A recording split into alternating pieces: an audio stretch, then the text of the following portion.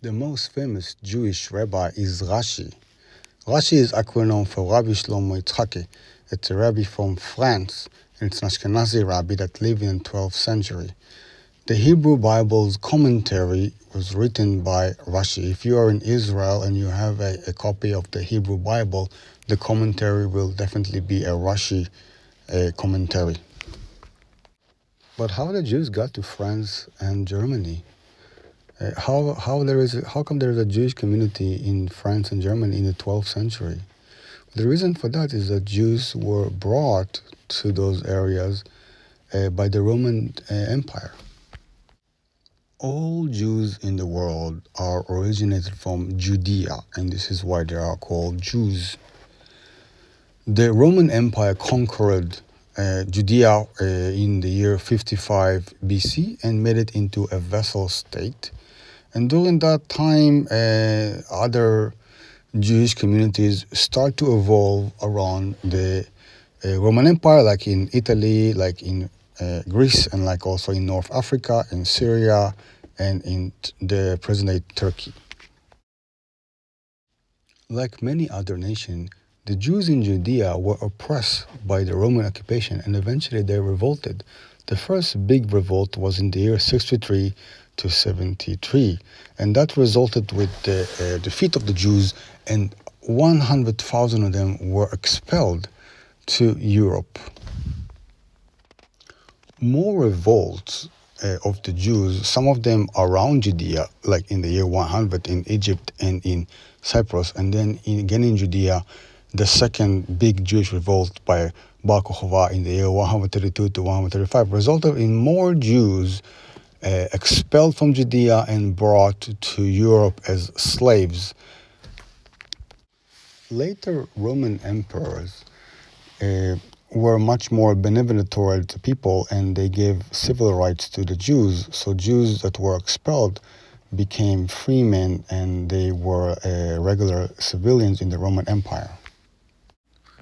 In the year 325, the Roman Empire became a Christian empire, and the Jews were oppressed by the authorities.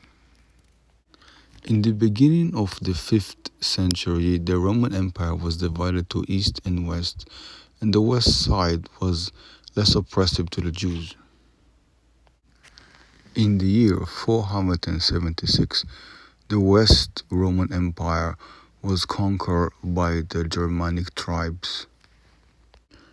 The Gothic, the Ostrogoths, the Visigoths, and the Burgundians and the Franks were Christians, but not all of them were Catholics like the Romans.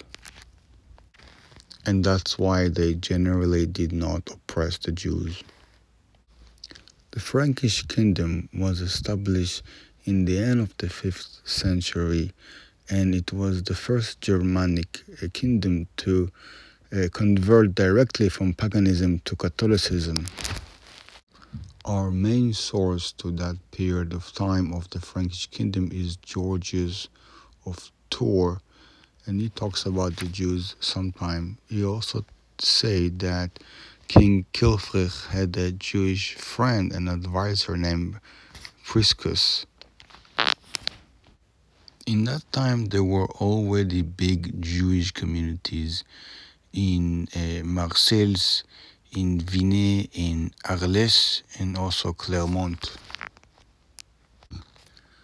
We read that in the year 576, in the city of Clermont, the bishop tried to convert the Jews to Christianity and managed to baptize more than 500 Jews.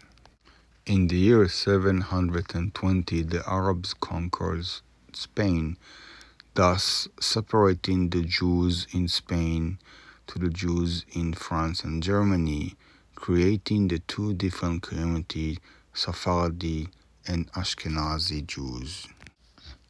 In the middle of the 8th century, the Frankish kingdom changed the ruling dynasty from the Merovingian to the Carolingian dynasty. And the Carolingian kings were very benevolent to the Jews.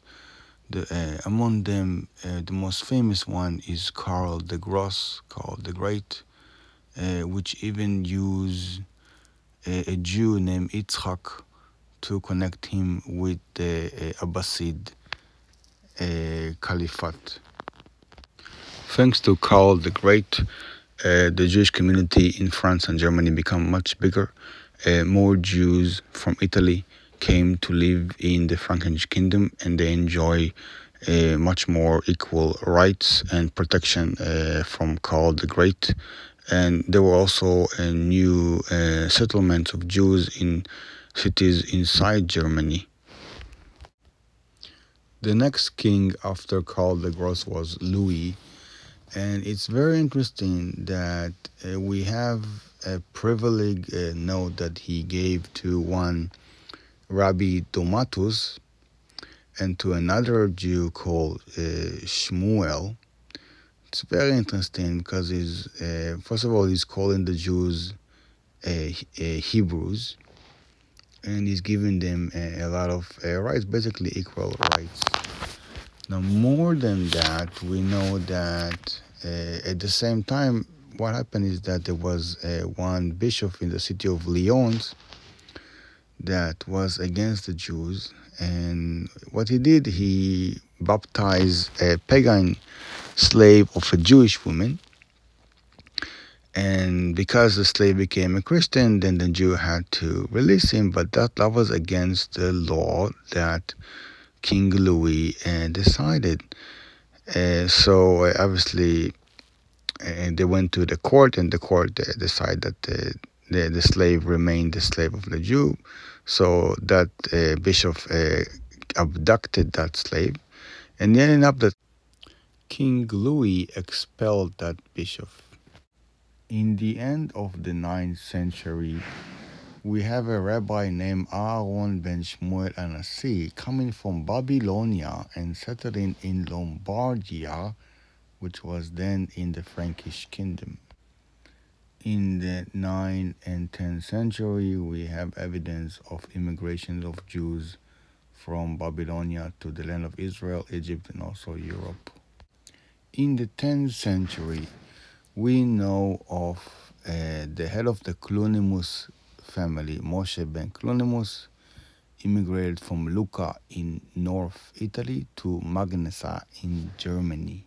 This is the time that the Yiddish language is compiled and become a day-to-day used language. It's a combination between Hebrew, Aramaic, and German. After the Clunimus family, the first important rabbis that we hear about it in the 10th centuries are Rabbi Yehuda HaKohen. He was the teacher of one of the most famous rabbis ever, Rabbi Gershom of the Gola. Rabbi Gershom is famous for declaring a ban on marrying a second wife, and ever since then all the Jews in the world married only one wife. Rabbi Gershom was one of the teachers of Rashi. So already in the 10th and 11th century, we have very big Jewish communities with very important Torah study institutions that were respected all over the Jewish world. And this is the basic for the Ashkenazi community, which a few hundred years later became the most dominant Jewish community in the world.